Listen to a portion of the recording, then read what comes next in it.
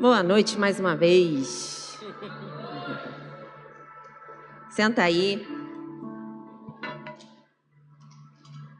Glória a Deus. Mais cedo eu compartilhei uma palavra aqui com os irmãos e essa mesma palavra é a que está queimando no meu coração e é sobre ela que a gente vai conversar um pouquinho nessa noite. Compartilhar minha vida, minha devocional, compartilhar aquilo que Deus tem falado ao meu coração. E abre aí sua Bíblia, Ezequiel, capítulo 37.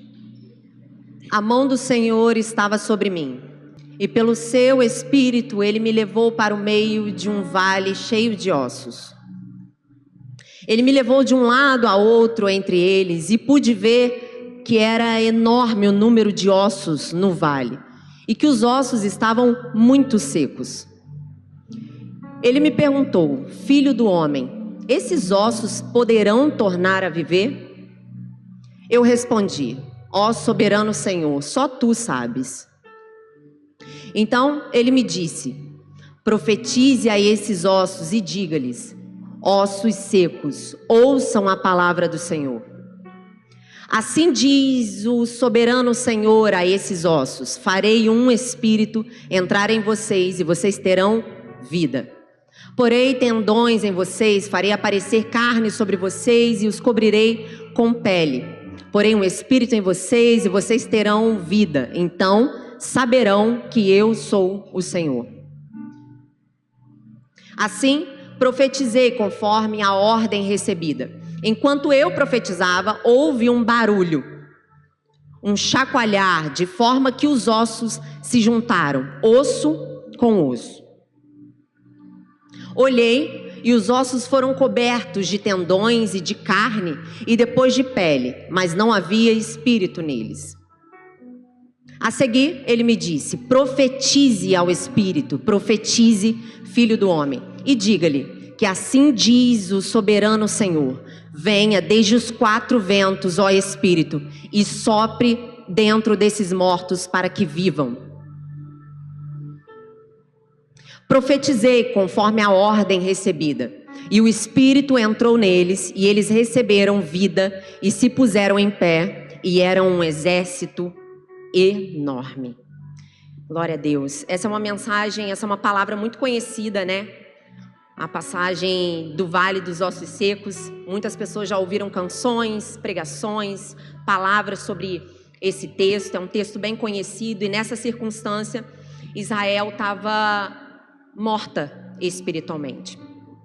E a primeira coisa que eu quero chamar a atenção aqui é sobre a origem desse cenário. O cenário era caótico e lembrando que essa era uma visão espiritual. Deus, o próprio Espírito Santo, conduziu Ezequiel a esse vale para que ele visse a realidade daquele povo. Aquele povo estava seco, morto espiritualmente. E dentro desse cenário que Deus levou ele a enxergar, eu quero fazer uma observação aqui com você para a gente começar. Nem sempre os cenários adversos da nossa vida a origem é o diabo. Porque muitas vezes a gente, como diz o pastor no Evangeliquez Tupiniquim, a gente realmente acredita que enquanto a gente tem Deus, enquanto a gente anda com Deus, nada de ruim acontece. O cenário sempre é favorável, o cenário sempre é positivo. E a gente vê que essa não é a realidade, a gente vê que não é isso que acontece. Porque a Bíblia diz e deixa bem claro: o Senhor conduziu Ezequiel a essa situação. O Senhor conduziu Ezequiel para que ele enxergasse esse cenário. E aí a gente pode observar que muitas vezes o cenário de caos ou uma situação adversa, algum desafio está posto diante de nós por consequência das nossas próprias escolhas. Então muitas vezes, sempre, aliás, a gente colhe o que a gente planta. Então muitas vezes a gente planta pecado e colhe morte. Por quê? Porque o salário do pecado é a morte. E a gente começa a ver coisas morrendo na nossa vida. A gente começa a ver coisas se perdendo ao longo da nossa caminhada, mas não é por acaso, é tão somente pelo fato de que nós plantamos isso e agora nós estamos colhendo. Mas também tem outro tipo de tribulação, outro tipo de cenário adverso. Qual? É aquele que todos nós estamos sujeitos. Crentes ou não, ímpios ou não, estando na igreja ou não, nós estamos debaixo do sol e sujeito às provações da vida. E muitas vezes elas acontecem. Mas o que eu quero dizer para você é para que você olhe para o cenário da tua vida, para que você olhe para dentro de você, para dentro da sua realidade, para dentro da sua casa. E eu quero te dizer que independente da origem do cenário, o que Deus quer é alguém posicionado. O que Deus quer é que alguém se coloque de pé. Para quê? Para que através de você o cenário mude, para que através da sua vida a realidade que está em volta de você possa ser alterada, porque foi esse lugar que Ezequiel assumiu, esse papel que Ezequiel assumiu. Qual? De alguém posicionado, usado por Deus para que o cenário adverso mudasse. Ezequiel se posicionou nesse lugar. E talvez esse seja o convite do Espírito Santo para você nessa noite. Será que você está posicionado como Ezequiel estava? Será que você está disponível para que através da sua vida cenários ao redor de você possam ser mudados? Ezequiel, uma coisa que me chama muita atenção e que eu pensava sobre essa mensagem. Ezequiel, ele não conhecia o Jesus que nós conhecemos. A pergunta de Deus, a primeira pergunta de Deus para Ezequiel, no momento que Deus leva Ezequiel a ver aquele cenário de morte, aquele cenário de caos, aquele cenário de destruição, Deus pergunta para Ezequiel: acaso pode esses ossos voltarem à vida? Por acaso tem condição desse cenário de destruição poder voltar a viver? E eu gosto porque Ezequiel, ele traz a resposta. Tu sabes, Senhor. Ou seja, Ezequiel não sabia a resposta. E algo que eu pensava em relação a isso, nós conhecemos um Jesus que pode todas as coisas. Nós conhecemos um Jesus que ressuscita mortos. Ezequiel não conhecia. Ezequiel ainda não tinha encontrado Jesus. Ezequiel não tinha tido a oportunidade, ele não estava na era do Messias. Nós já conhecemos o Messias. Nós conhecemos aquele que é poderoso para ressuscitar mortos, aquele que é poderoso para transformar a realidade, aquele que é poderoso para transformar um cenário adverso num cenário completamente favorável. Nós conhecemos. E aí cabe a nós a pergunta: se Ezequiel não sabia a resposta e nós sabemos a resposta, a pergunta que fica é: por que nós ainda somos incrédulos sobre aquilo que Deus pode e quer fazer na minha e na sua vida? Por que a gente ainda escolhe não acreditar? Por que a gente ainda escolhe não responder que Jesus é poderoso para transformar todas as coisas?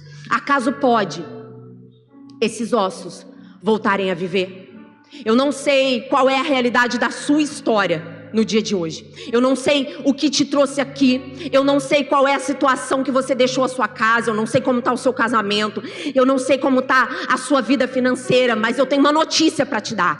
O Jesus que transforma todas as coisas, Ele se encontra conosco nessa noite. O Jesus que ressuscita mortos, o Deus do impossível, Ele nos acessa, Ele nos alcança nessa noite. E através da nossa vida, Ele altera toda uma realidade. Acaso pode esse sonho que você engavetou voltar a ter vida?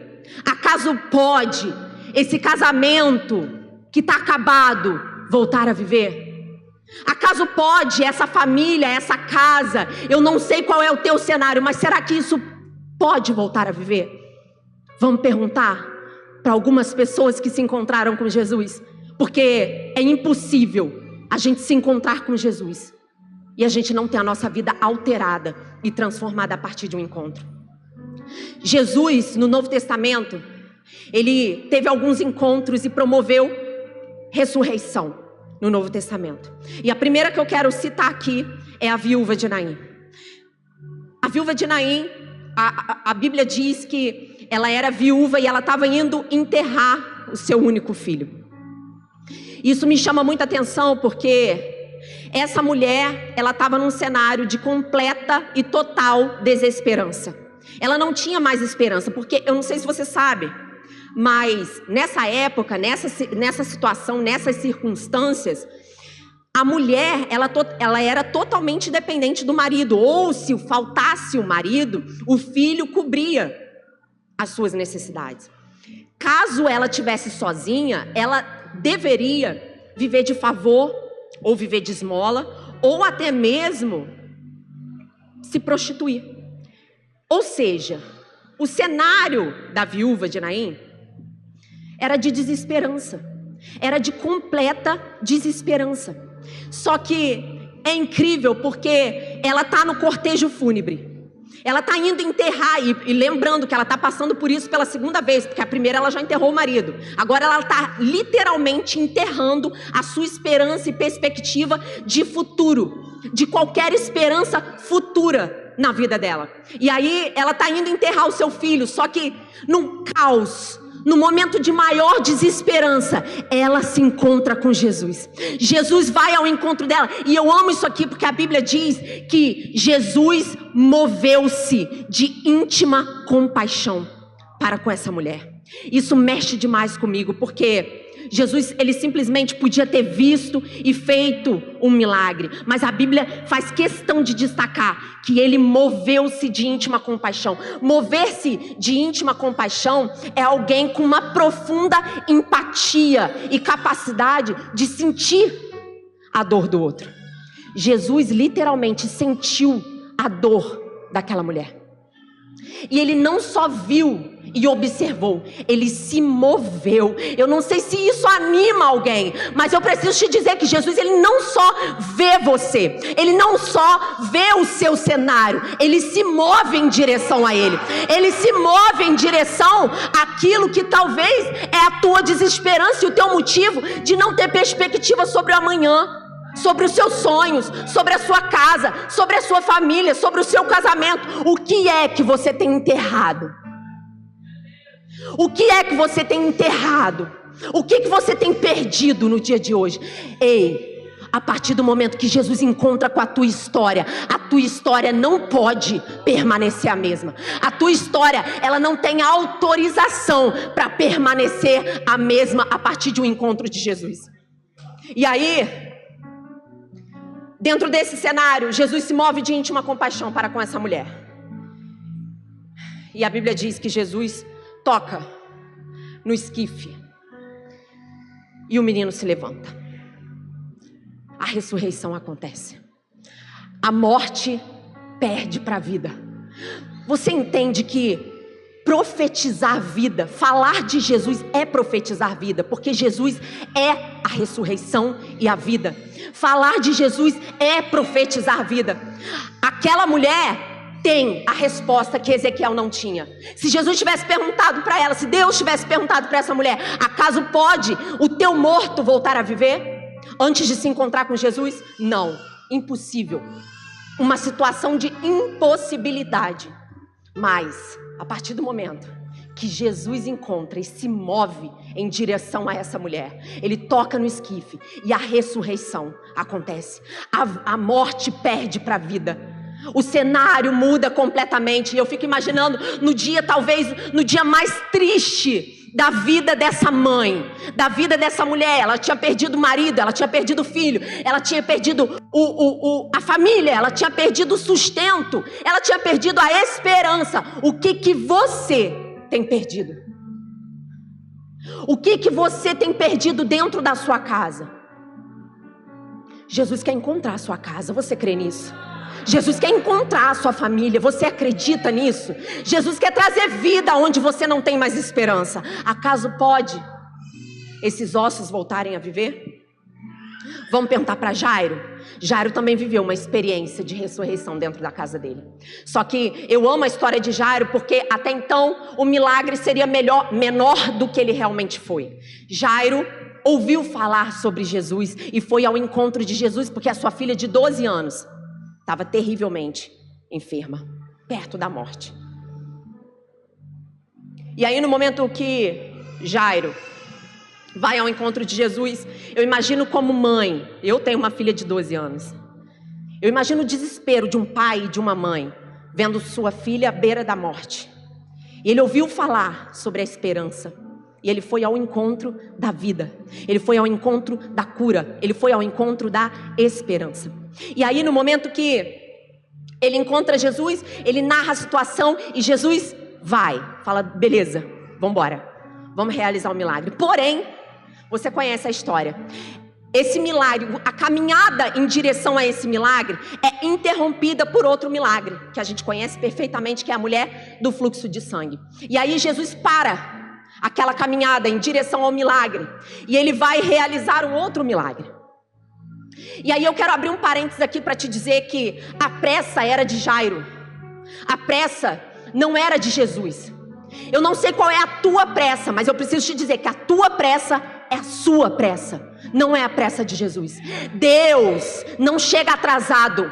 Deus sabe o tempo e a hora exata de chegar. Deus sabe os processos pelos quais você precisa viver, você precisa passar, para que você esteja preparado para receber o milagre que você espera. Eu não sei qual é o milagre que você tem esperado de Deus, mas Deus está te dizendo nessa noite, Ele precisa preparar você para receber esse milagre. Aceita os processos, aceita o tempo do céu para te entregar aquilo que você precisa. E aí, Jairo tem pressa. Eu imagino a agonia, enquanto Jesus pausa aquela caminhada. Só que aí no momento que Jesus volta, ele faz o que ele precisa fazer e ele volta. Ele continua a caminhada em direção à filha, à casa de Jairo. E eu amo essa parte também porque no momento que ele vai, chega um mensageiro lá da casa de Jairo, e ele diz assim: não adianta mais incomodar o mestre, tua filha já morreu, tua filha está morta, não precisa nem fazer Jesus se dar o trabalho de fazer o milagre que você esperava. E eu quero fazer uma observação aqui com você sobre isso. Nós, muitas vezes, limitamos aquilo que Deus pode fazer. Muitas vezes a gente acha que até aqui Deus pode ir, passou disso aqui, Deus já não é mais tão capaz assim de fazer.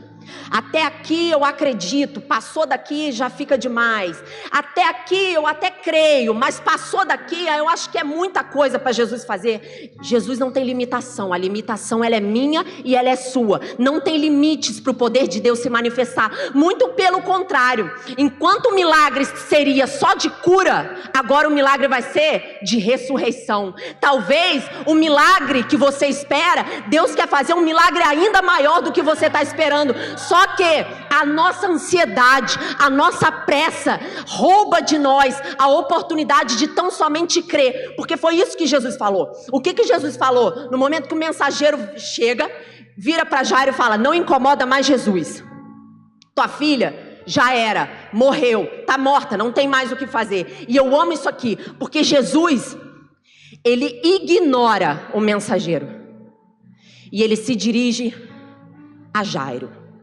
Ele foca em Jairo e fala assim: crê somente.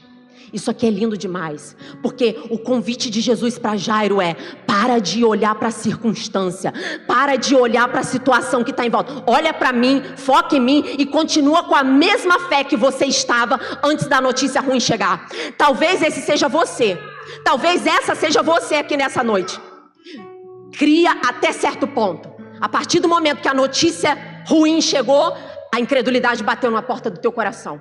E aí você já não crê mais. Jesus está dizendo para você: creia somente. Somente creia. Permaneça acreditando que da mesma forma que Ele era poderoso para realizar a cura, Ele continua sendo poderoso para realizar ressurreição.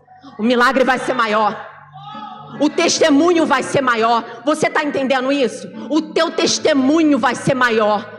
Você só precisa guardar o seu coração da incredulidade e atender ao chamado de Jesus. Qual? Somente acredita.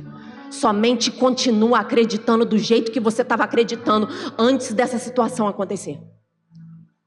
E aí, Jairo, eles chegam até a casa de Jairo e tem toda uma estrutura organizada, toda uma estrutura pronta e montada. Tinha gente sendo paga para chorar e lamentar a morte da menina. Jesus ignora tudo isso. Jesus, ele entra e diz para a menina: levanta, se coloca de pé, levanta. Nunca Nunca o que Jesus tem para mim, para você, vai permitir com que a gente continue prostrado e deitado. O milagre sempre vai nos colocar de pé. Jesus sempre vai trazer um milagre que nos coloca de pé. Ele ressuscitou aquela menina. E eu volto a fazer essa pergunta. E talvez, se essa pergunta tivesse sido feita também para Jairo, antes de Jesus, ele teria dito: não, os ossos não podem voltar a viver. Não, minha filha não pode voltar a viver, já era. O coração parou de bater, mas os ossos voltaram a viver. A menina voltou a viver. A ressurreição alcançou a casa de Jairo. Ei, meu irmão, eu não sei quais são as suas impossibilidades, mas Deus está te perguntando: qual é o sepulcro que você tem dentro da sua casa? Qual é o lugar de morte? E o que tem morrido? No caso do povo de Israel, a vida espiritual deles estava morta. Talvez você pode estar aí falando para mim assim: tá tudo certo, meu casamento ok, minha vida financeira ok, tem nada morrendo, nada perdendo. Mas como é que está a sua vida com Deus? Como é que está a tua relação com o Espírito Santo? Como é que está a sua vida com Deus? Talvez a morte está no teu espírito. O teu espírito está morto. Talvez você é só uma capa, mas você está morto espiritualmente. Mas o convite do Espírito Santo para nós nessa noite, Ele quer que a gente se torne um exército vivo, de pé. O Espírito Santo nos convida a nos colocar de pé, que nós não sejamos bonecos mortos num cenário caótico. Deus quer ressuscitar a nossa vida espiritual. Acaso pode esses ossos voltarem a viver? Muitas vezes a nossa fé, ela é relativa. Eu passei por isso várias vezes, e talvez você também. Eu conheço muitas pessoas que elas oscilam conforme as circunstâncias.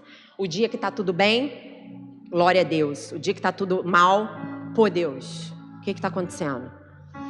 A nossa fé é volátil. A nossa fé é egoísta. A gente não tem uma fé que permanece em Jesus independente das circunstâncias. Mas a proposta do Evangelho para nós é ter uma fé firme, que sustenta aquilo que a gente crê, independente do cenário e daquilo que os nossos olhos estão vendo. A distância, eu amo isso, porque a estrutura da casa de Jairo estava pronta, mas a simplicidade com a qual Jesus chega e resolve o problema, ele tão somente dá uma ordem: menina, levanta. O tumulto está na nossa cabeça, a dificuldade, a impossibilidade, a desesperança está na nossa limitação. A distância entre o milagre e a nossa vida permanecer a mesma é uma palavra de Jesus. Basta uma palavra de Jesus, uma ordem de Jesus, a realidade da nossa vida muda completamente. Eu não sei qual realidade você precisa que Deus mude, mas a distância é só uma palavra. Basta uma palavra de Jesus e a realidade muda completamente. Acaso pode esses ossos voltarem a viver? Vamos perguntar para Lázaro. Todo mundo conhece também essa história, né? A história de Lázaro. Ficou morto por 4 dias. As irmãs de Lázaro não tinham mais esperança. Ele já estava fedendo, em estado de decomposição. Mais uma vez, as pessoas acreditavam que Jesus tinha chegado atrasado. Quando Jesus chega, já tinha 4 dias de morto. Mas Deus não perde o controle. Eu sei que muitas vezes parece que Deus perde o controle. Eu sei que muitas vezes a gente olha para a nossa vida e para a nossa realidade e a gente fala: cara, Deus perdeu o controle. Não tem jeito mais. Deus não está nisso. Deus não tem mais o governo disso. Mas em momento algum Deus perde o controle da minha e da sua vida. Em momento algum o governo sai da mão de Deus. Ele não perdeu o controle. E aí ele chega para realizar a ressurreição de Lázaro. Lázaro ressuscita. O milagre acontece. E eu amo isso aqui porque a gente gosta muito de falar sobre o milagre de Lázaro. Mas eu amo o pós-milagre. Eu amo o que acontece depois que Lázaro ressuscita, porque depois que Lázaro ressuscita, eu gosto porque na Bíblia diversas vezes ela cita o fato de que muitos passaram a crer em Jesus por causa do milagre de Lázaro. Muitos passaram a crer em Jesus por causa do milagre de Lázaro. Muitos passaram a crer em Jesus porque ouviram a notícia: Lázaro morreu, e 4, 5 dias depois tiveram que olhar Lázaro vivinho da Silva passeando pela rua e dizendo: que Deus é esse? Que Deus é esse poderoso para ressuscitar morto? Que Jesus é esse? Que Jesus é esse que depois de 4 dias faz alguém voltar à vida? É o meu Jesus, é o seu Jesus. Ei, Ele é o mesmo ontem, hoje e eternamente. Ele não mudou. Não importa o que está morto, meu irmão. Não importa o que está morto ou o que está morrendo. Não importa o que está perdido ou o que você está perdendo. Não interessa.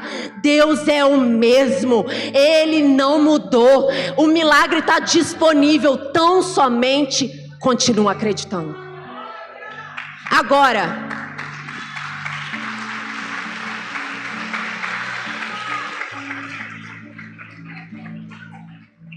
eu quero te fazer uma pergunta. Quantos aqui estão dispostos a passar por algum tipo de dor para que o nome de Jesus seja glorificado através do seu testemunho?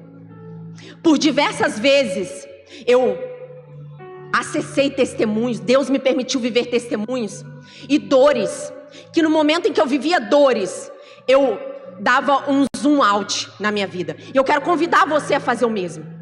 Olha de longe a tua vida. Para de olhar só até onde o teu olho enxerga, para a tua limitação. Começa a olhar aquilo que Deus pode fazer ao redor de você, e não somente na tua vida e na tua casa. Sabe por quê? Porque muitos creram em Jesus por causa do testemunho de Lázaro. Você está disposto a passar por algumas dores para que outras pessoas passem a crer em Jesus através do testemunho que vai ser gerado na sua vida? Porque às vezes a gente fica paralisado na nossa própria dor. A gente só consegue enxergar a nossa dor, a nossa adversidade, a nossa situação adversa e contrária. E a gente se esquece que talvez Deus está querendo fazer algo muito maior e muito melhor, não somente em você, mas através de você. Outras pessoas vão olhar para a sua vida e vão dizer: eu quero o Deus que ela serve. Muitas pessoas vão olhar para o que você viveu e para onde Deus te colocou hoje e vão dizer: eu quero servir esse Jesus que ele serve. Eu quero viver a fé que ela vive. Eu quero viver a mesma coisa. Deus me livre de passar por dificuldades e viver dores, e que elas não sirvam para que outras pessoas vejam Jesus se manifestando através disso. Jesus quer se manifestar na sua vida. Jesus quer se manifestar te dando um testemunho para que outros passem a crer, assim como passaram a crer através da vida de Lázaro. A viúva, Jairo, Lázaro. Qual é o seu sepulcro? Aonde que você precisa de fôlego de vida? Aonde que você está respirando por aparelho? Em que área da tua vida que você está respirando por aparelho e você precisa de fôlego de vida? Ezequiel não sabia a resposta. E quando Deus perguntou: acaso pode esses ossos voltarem a viver? A resposta de Ezequiel foi: tu sabes. Eu não sei, tu sabes. Mas eu quero te lembrar o que eu já disse anteriormente. Você sabe a resposta. Ezequiel não sabia, você sabe a resposta. Você conhece o Jesus que ele não conheceu. Você conhece o Deus Todo-Poderoso, que é poderoso para transformar realidades. É poderoso para te gerar um testemunho na sua vida. E mesmo com a ausência de resposta para Deus, Deus deu uma ordem para Ezequiel: profetiza. E é sobre isso que eu quero caminhar para o final. E eu quero observar com vocês algumas coisas sobre a ordem de Deus a Ezequiel sobre profetizar. Primeiro, antes de profetizar, coloca o versículo 2 aí para mim, por favor. Ele me levou de um lado a outro entre eles, entre os ossos, e pude ver que era enorme o número de ossos no vale, e que os ossos estavam muito secos. Antes de Deus nos autorizar a profetizar sobre qualquer circunstância na nossa vida, a gente vai precisar saber exatamente qual é o cenário e não maquiar. Eu amo uma frase da Vindy também, que tem tempo que a gente não usa. Eu não quero ser mentira, eu quero ser verdade. O problema é que nesse tempo, a gente vive um tempo onde as pessoas vivem de aparência. A gente quer sustentar uma vida irreal, uma vida que de fato a gente não vive. A gente quer viver uma vida de aparência, viver um casamento de aparência, e a gente deixa de ser verdade. A gente vai mentindo tanto para os outros, a gente vai vivendo tanto de aparência, que em algum momento a gente perde a nossa identidade, a gente já não sabe mais o que é real e o que não é real. Mas se você for observar o texto, o próprio Deus pega na mão de Ezequiel e fala: vamos caminhar para você olhar o vale dos ossos secos. E ele dá a característica exata do vale. Qual? Eram muitos e não estavam secos, estavam sequíssimos. Entende que Deus, Ele não permite que a gente maqueie. Deus, Ele não permite com que a gente disfarce a informação, omita as informações. Deus, Ele quer revelar com clareza qual é a realidade da nossa vida. E aí eu quero te convidar a olhar para dentro da sua casa, olhar para dentro do seu casamento, olhar para a criação dos seus filhos com verdade, com honestidade, sem máscara, sem maquiagem, sem aparência. Olha qual é a realidade do seu cenário. Porque é impossível que você profetize sobre o cenário da tua vida sem que antes você enxergue qual é a realidade dele. Ainda que seja caótica, ainda que tudo esteja um caos, cenário de guerra, cenário de destruição, é impossível aos seus olhos. Não importa quais características existem na sua realidade. O Espírito Santo te convida a ser realista com a sua vida. Para de viver de aparência. Para de ficar sustentando aquilo que você não é. Eu até de manhã dava o exemplo. Esse arranjo aqui de flor artificial deve estar aqui uns 4, 5 anos. Está aqui, ó, pleno ainda, lindo. Mas está morto. Não tem vida. E talvez esse seja você. Sustenta uma vida de aparência, mas está morto espiritualmente. Sabe por quê? Porque você reconhecer que você está morto espiritualmente vai te dar trabalho. Isso aqui você não precisa regar, você não precisa molhar, você não precisa podar, você não precisa cuidar. Será que não é a zona de conforto que você ainda está? De sustentar uma vida de aparência, mas na real mesmo? Está morto. Está morto. O Espírito Santo nos convida, o Espírito Santo te convida nessa noite. Ele quer ressuscitar a tua vida. Ele quer ressuscitar a tua vida espiritual. Ele quer te colocar de pé para que você faça parte de um exército. Glória a Deus. Segundo, antes de profetizar. Primeiro, antes de profetizar, olha a realidade exata. Segundo, antes de profetizar, você precisa se posicionar. E aí eu quero te fazer uma pergunta. Você está posicionado? Porque se Ezequiel tivesse naquela situação caótica, prostrado, sentado, chorando, se lamentando, Deus não o autorizaria a profetizar sobre o vale. Você está na sua posição? Você está posicionado? Você está no lugar exato onde Deus gostaria que você estivesse? E eu não estou falando de estar num lugar maravilhoso, de estar num lugar onde você gostaria de estar. Eu quero te fazer uma pergunta. Você está posicionado no lugar exato onde Deus quer que você esteja? Porque se você não estiver nesse lugar, você vai profetizar para o vento. Se você não estiver nesse lugar, não vai surtir efeito nenhum. Deus só nos autoriza a profetizar sobre a nossa vida, sobre o nosso vale, sobre os nossos desafios, sobre a ressurreição dos nossos sonhos, da nossa vida, da nossa família, a partir do momento que nós estivermos posicionados na posição que Ele gostaria que nós estivéssemos. Faz a sua parte, que Deus faz a dele. E eu gosto disso porque Se você for ver, tudo que Ezequiel fez foi profetizar. A partir do momento que Ezequiel cumpre a ordem de Deus, se coloca de pé, se posiciona e profetiza sobre o vale, o resto, Deus fez tudo. A gente lê o texto. Ouviu-se um som de ruído, ou aconteceu um reboliço, osso encontrou seu osso, nervo, carne, pele, o fôlego de vida. E eu observo isso e eu olho para o quanto a gente erra. Quantas vezes eu errei achando que eu faria o trabalho na força do meu próprio braço. Só que se a gente for observar, a única coisa que Deus mandou esse homem fazer foi profetizar. Só que quantas vezes a gente se coloca no lugar de tentar ajudar Deus? Quantas vezes a gente se coloca nessa posição de tentar dar um jeitinho? Não, eu vou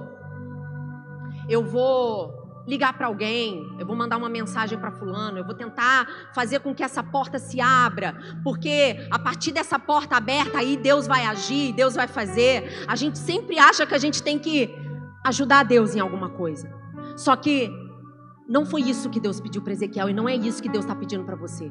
Deus está dizendo, o resto eu faço. A única coisa que você precisa fazer é estar na tua posição, levantar a tua voz e profetizar. O resto, quem vai fazer é Deus. O resto, quem vai colocar cada coisa no seu lugar é o próprio Deus. E eu amo isso porque se fosse para ele, eu pensava sobre isso. Ezequiel, Deus não falou assim para Ezequiel, não, pega os ossos da parte inferior do corpo para um lado, os ossos da parte superior para o outro, pega os nervos, junta tudo num canto, a carne. Deus não pediu ajuda dele. Deus não está pedindo a tua ajuda para ele fazer o que ele quer fazer na sua vida. Deus não está pedindo a sua ajuda. Deus só quer que você esteja posicionado. Deus só quer que você esteja no lugar que você precisa estar. Sabe por quê? Você não sabe a ordem certa das coisas. Você não sabe que horas que é o quê? Deus sabe o processo exato. Eu falava sobre isso de manhã, as mulheres mais do que os homens, mas quando a gente tenta arrumar um guarda-roupa, a gente tenta arrumar uma gaveta, a bagunça está lá, a bagunça está quieta, a bagunça está escondida. Você fechou a porta, você fechou a gaveta, a bagunça está quietinha lá. Mas no momento que você se incomoda com ela, você começa a tirar as coisas, primeira coisa que acontece, você não acha que cabia tanta coisa dentro daquilo. Começa a brotar coisa. Segunda coisa que acontece, a bagunça é instalada. Porque antes a bagunça estava escondida, agora a bagunça está em volta. Terceira coisa que acontece, arrependimento. Cara, para que eu fui mexer com isso? A bagunça estava quietinha. Agora, não dá nem para voltar atrás mais. Porque agora a bagunça está na sala inteira, no quarto inteiro. É assim ou não é? Só que fala pra mim se não é maravilhoso quando você limpa tudo, quando você limpa as coisas, quando você limpa o armário e a gaveta e você começa a colocar cada coisa no seu devido lugar. E aí você sabe não só o que fica melhor organizado, você sabe o que melhor funciona. Você deixa mais perto o que precisa estar perto, você deixa mais guardadinho aquilo que você não usa com tanta frequência. É assim ou não é? É exatamente o que Deus faz. Deus sabe a hora certa e a ordem certa de fazer as coisas. Eu e você não sabemos em relação à nossa vida. A gente sabe da nossa gaveta, mas da nossa vida a gente não sabe. Então por que a gente tenta se meter na ordem que Deus está querendo trabalhar na minha e na sua vida? Você não sabe o tempo, você não sabe o processo, você não sabe o que vai funcionar, o que não vai funcionar, mas Deus precisa te preparar para te entregar aquilo que você precisa. Deus precisa organizar a tua bagunça, Deus precisa organizar a sua casa, para que depois disso, Ele faça o que Ele precisa fazer, Ele realize o que Ele precisa realizar. Se levante, se coloca de pé, levante-se, faça a tua parte, para que depois Deus faça dele. Terceiro, eu ia falar o último, mas não é não. Terceiro, antes de profetizar, você precisa se comprometer com o que Deus diz e não com o que os seus olhos estão enxergando.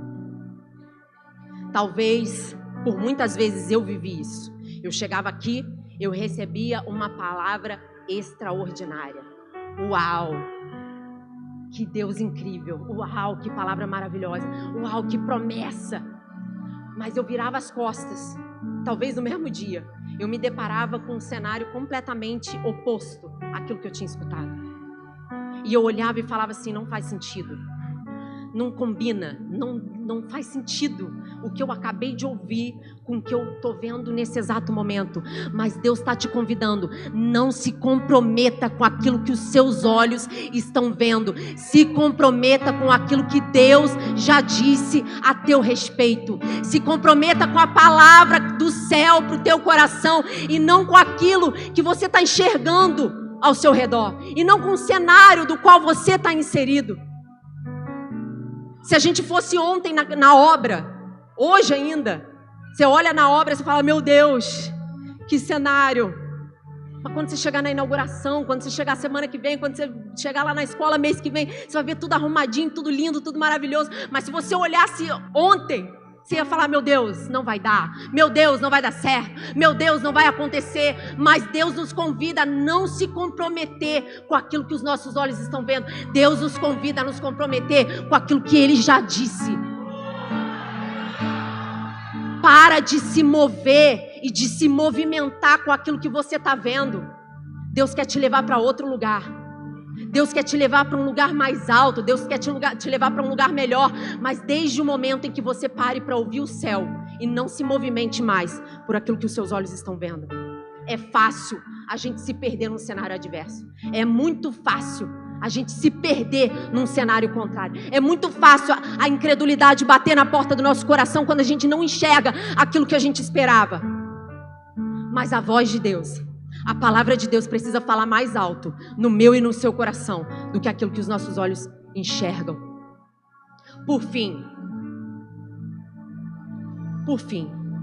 profetiza. No momento que você entendeu qual é a real circunstância, no momento que você enxergou a realidade, no momento em que você se posicionou e no momento em que você se comprometeu com o que Deus disse e não com o que os seus olhos estão vendo, aí sim, Deus te autoriza. Profetiza. E profetizar, o ato de profetizar, muitos acreditam que pode ser um mantra, ou a psicologia positiva, onde a gente fica repetindo aquilo até que aquilo se torne verdade. Não.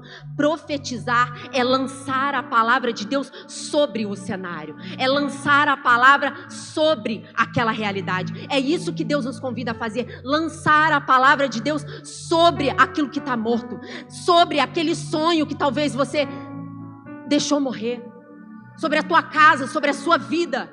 Eu não sei o que você tem perdido, mas Jesus, que é a ressurreição e a vida, Ele quer ressuscitar coisas na sua vida. Jesus quer ressuscitar coisas na sua casa, mas você precisa ser sincero com a realidade. Você precisa se posicionar, você precisa se comprometer e obedecer, se sujeitar à voz de Deus, e você precisa profetizar, lançar a palavra de Deus sobre o que você está vivendo.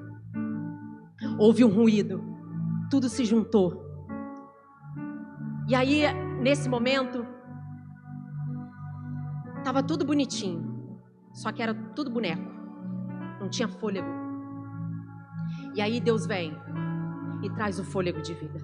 Deus vem e sopra o fôlego de vida naqueles bonecos. Antes eram ossos sequíssimos. Agora, cada osso está no seu osso. A pele, a carne, os nervos, só que são mortos. São só bonecos espalhados pelo chão. Mas eu preciso te dizer que Deus não é Deus de obras inacabadas. Deus, Ele é um Deus que Ele começa e Ele termina o que Ele começou.